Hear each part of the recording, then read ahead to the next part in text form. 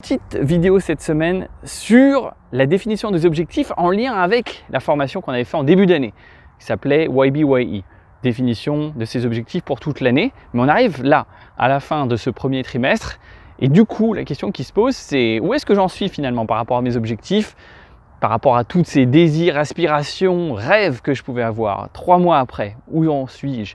Je vais partager avec vous un petit peu la méthode que j'utilise pour ce qui est de cette rencontre avec moi-même tous les 3 mois. Et puis on est dans un cadre vraiment magnifique que vous voyez derrière moi avec ce chalet. On a la chance d'être ici dans le Michigan, qui est à 2 heures au nord de Chicago. Il fait un temps magnifique. C'est les vacances pour les enfants, le fameux spring break. Et donc les deux coïncident.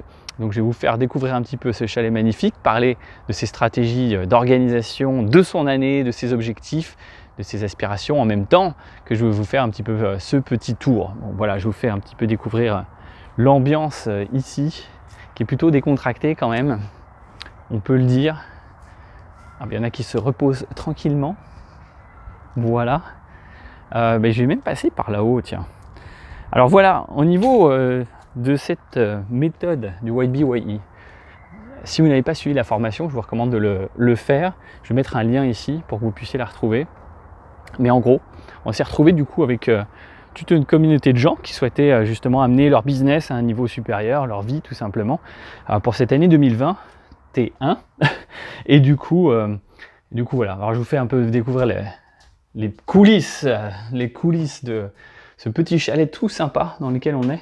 Donc là on a notre chambre à coucher que vous voyez derrière, que je viens de traverser, et puis petite mezzanine. Et là ça donne un petit peu, alors il y a beaucoup de choses un peu partout avec les enfants qui se sont bien amusés. Mais voilà, on est dans cet environnement qui est absolument magnifique. Mais du coup je disais, là maintenant, au bout de 3 mois, la question qui se pose, c'est parmi ces objectifs que je m'étais fixés, lesquels sont atteignables, moins atteignables, à revisiter, à ajuster, parce qu'évidemment, il y a pas mal de changements qui ont eu lieu et de modifications potentiellement à faire à tout ça. Donc voilà, j'ai travaillé ces quelques jours, mais j'ai aussi passé du bon temps avec la famille. Et puis comme vous voyez, donc les enfants, eux, ils ont des chambres là qui sont en bas, et nous on était donc en haut dans cet environnement qui est absolument magnifique. Pas loin du lac Michigan, sur lequel le soleil se couche ici, alors qu'il se lève à Chicago. Voilà un petit peu le livre, la Bible sur laquelle j'ai travaillé, et notamment au niveau business. Comme vous voyez, c'est marqué Seagull dessus. Et en gros, ce que j'ai fait, c'est que j'ai revu toutes mes notes que j'avais écrites en début d'année par rapport à cette fameuse formation YBYE. Moi, c'est quelque chose que je fais depuis des années. Ça me prend 3 jours pour pouvoir remplir tout, et je le fais 2 fois par an. Et cette année, j'ai décidé de le faire pour ce trimestre, cette fin de trimestre aussi. Ça veut dire que je vais le faire 3 fois en 2021. Et parmi ces questions que je pose pendant la formation, qu'est-ce que vous avez aimé cette année? Quels étaient des moments magiques que vous avez vécus? On a posé la question aussi, qu'est-ce que vous avez accompli pendant l'année que vous avez vécue? Sachant que c'était une année très difficile. On parle de 2020, de Covid et tous les challenges qu'on a pu avoir. On avait aussi des questions, qu'est-ce que vous avez détesté l'année dernière? Qu'est-ce qui était challengeant? Qu'est-ce que vous ne voulez jamais revivre? Des questions sur qu'est-ce que vous avez appris de tous ces challenges? Qu'est-ce que vous tirez comme leçon de tout ça? Et puis, quelles décisions avez-vous prises pour le futur, pour l'avenir? Et ça, c'est des clés vraiment hyper importantes. Et du coup, quelles sont ces décisions-là? Et on définit en fonction de ça des objectifs pour son année. Et là, on arrive au bout de 3 mois. Donc, le but, c'est de revoir ces questions maintenant avec la perspective de 3 mois. Je voulais ça pour cette année 2021. Où est-ce que j'en suis? Parce qu'en fait, le pire qu'on puisse faire, c'est de voir des objectifs en début d'année, ne jamais les regarder à nouveau. Dans mes process, et on met ça en place avec le Growth Circle, donc c'est un programme que vous pouvez rejoindre où on se voit, on se parle tous les mois pendant 2 heures ensemble en live, mais aussi on échange tout au long en fait du mois sur nos objectifs. Mais ce qu'on apprend déjà, c'est que tous les jours, j'ai une review. Toutes les semaines, j'ai une review. Tous les mois, j'ai une review. Là, je vous parle de celle qui a lieu tous les trimestres. Et puis, on va en refaire évidemment en juin, en fin juin, tout ensemble avec ce groupe. Mais qu'est-ce que ça a comme force, cet objectif de revoir ces objectifs justement? Mais c'est qu'on oublie certains objectifs. On oublie certaines impressions qu'on avait sur l'année, certaines décisions qu'on avait pu prendre. Et là, on se les remémore. et avec toute la force de ces questions qui sont dures parfois sur les difficultés qu'on a pu vivre, les trucs qu'on veut vraiment pas revivre, et ces fortes décisions qu'on a pu prendre par rapport au fait de passer plus de temps, par exemple, avec sa famille. Est-ce que c'est quelque chose que j'ai réussi à accomplir? Est-ce que j'ai plus d'équilibre dans ma vie entre ma vie professionnelle et ma vie personnelle? Sachant que quand on est chef d'entreprise, c'est quelque chose qui est quand même très difficile à mettre en place. Et donc, je dirais, moi, mes takeaways justement sur cette année, c'est-à-dire ce que j'en retire, c'est que j'ai réussi à mettre en place beaucoup de choses. Pour moi, c'était une nécessité. Donc oui, ça a été du boulot, mais c'était vraiment quelque chose que je devais faire, je devais mettre en place. J'avais plus le choix. Après 10 ans, mon but, c'était de vraiment vivre la vie que je voulais vivre. Je vois pas l'intérêt d'être entrepreneur si c'est encore pire que d'être employé. Ça a été le cas. C'est-à-dire pendant 10 ans, j'étais le pire boss qu'on ait pu jamais avoir. Donc j'ai refocusé vraiment tous mes efforts sur la stratégie et sur le développement de contenu. Donc stratégie, c'est-à-dire toutes les décisions vraiment lourdes à prendre sur nos effectifs en termes de staff, on a renforcé nos effectifs sur nos décisions financières, budgétaires, sur les aspects légaux, sur les aspects sanitaires aussi, dans notre cas, et de manière plus globale des aspects logistiques, mais au niveau de la mise en place de process et de systèmes. Et de l'autre côté, le contenu, ça a été la création de formations pour nos étudiants traditionnels d'université de Bac+2 à Bac+5, donc 19 à 26 ans, mais aussi la formation pour des gens qui sont des chefs d'entreprise ou à la tête d'entreprise ou tout simplement employés traditionnels, mais qui veulent atteindre un niveau supérieur. Donc j'ai pu me concentrer là-dessus et puis créer ce contenu que vous pouvez voir en ce moment, même à travers ces vidéos que j'ai pu créer.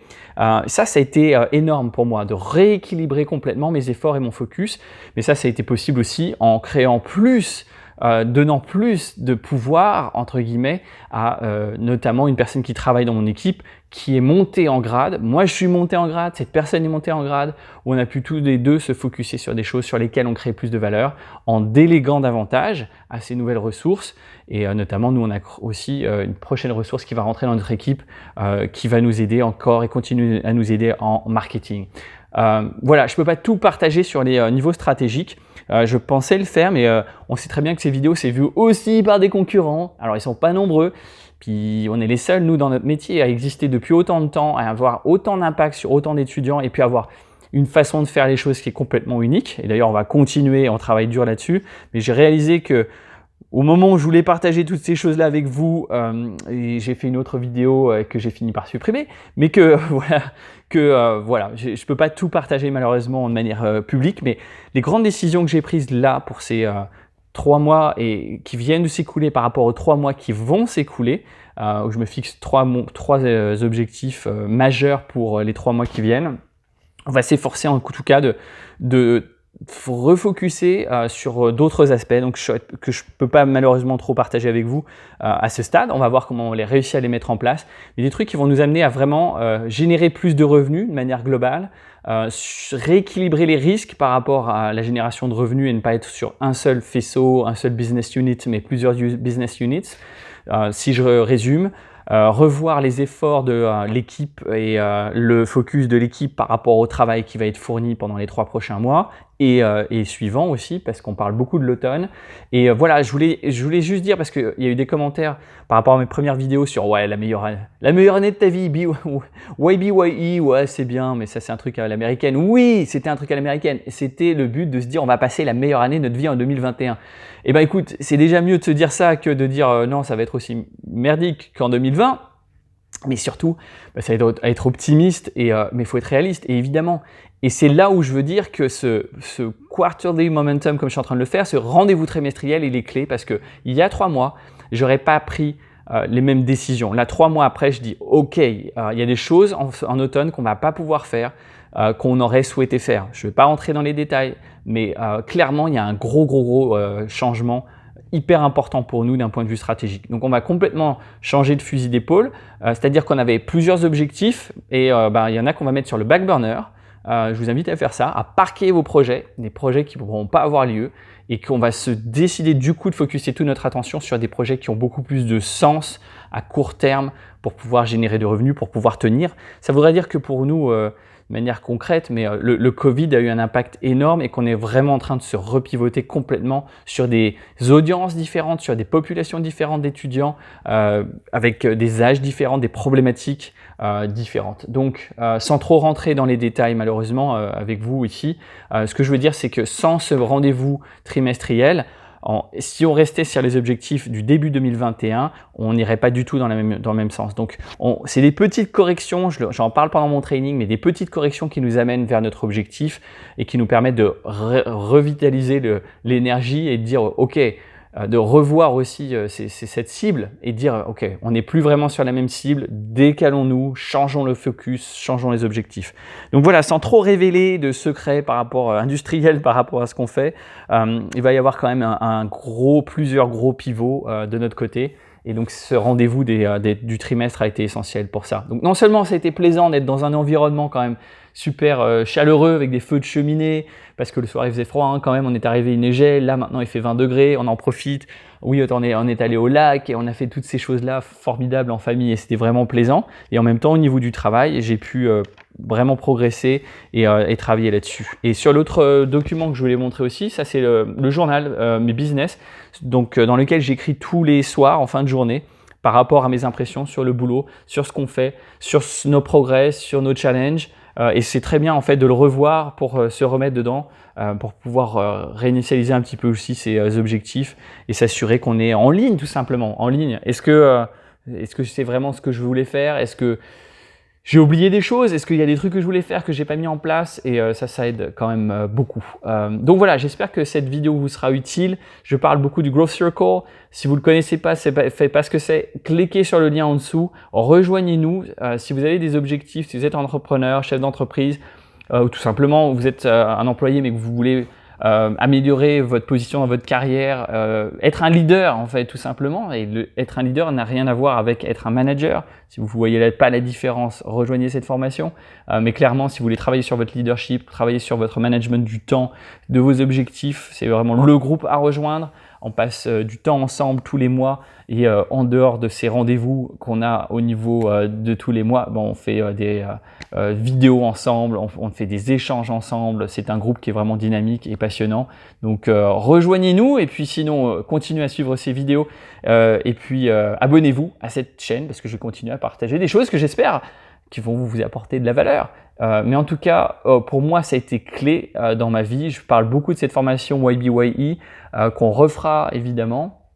Donc, je vais peut-être vous laisser l'accès sur le training enregistré. Que la qualité est OK, mais je pense qu'il y a mieux à faire. Mais on laisse le lien ici où vous puissiez le regarder et le faire de votre côté.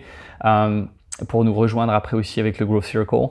Mais vraiment, c'est un truc qui a un impact énorme sur ma vie, sur ma qualité de vie. Donc, c'est un truc à partager. En toute authenticité, et faites-vous votre propre système. Hein. Nous, on donne des outils, et tant mieux, c'est un des outils. Mais à vous de créer aussi, autour de ce que vous pouvez découvrir, vos propres outils qui peuvent être utiles par rapport à ce que vous souhaitez faire. Voilà ce que je voulais partager avec vous. Et je vous donne rendez-vous pendant notre prochaine vidéo. Abonnez-vous. À très bientôt. Ciao, ciao.